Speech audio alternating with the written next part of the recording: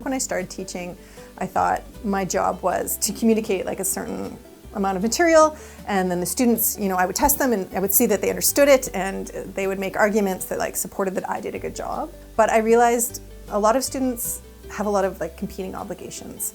They come to the classroom as individuals, and that I have to meet them where they're at instead. And so now I spend quite a bit of time letting the students know and creating the atmosphere where they know that each individual has something to contribute to the class in whatever way is successful for them, and then me helping them achieve that. I think that Heather really takes like a personal interest in all the students in her classes and really goes out of her way to like understand what everyone's interests are and how those interests can be tailored to the types of classes that Heather teaches and how they pertain to gender and women's studies in like very unique and interesting ways. So much is happening in the news.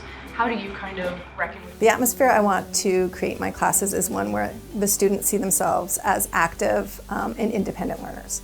In order to do that, I spent a lot of time asking students to contribute to our course structure, our course format, to spend time being self-reflexive, and to really take ownership of their own learning and take ownership of creating that sort of collaborative atmosphere.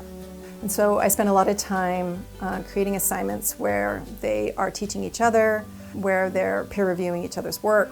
I ask them for feedback on the syllabus. And I do that because I want them to begin to take ownership for their arguments, which I think is really a key step in critical learning. Heather really focuses on a student-centered dynamic in the classroom. So she bases all her assignments and discussions on students learning from students and also her learning from the students. So knowing that you have to come into this space and engage with other students on the topics, you want to show up in this space ready to be able to do that. Part of my discipline and part of my teaching philosophy is that what we're learning in the classroom, it just doesn't end there. You have to be able to actually translate what you're doing at the university space into the larger world and your everyday life for it to be valuable.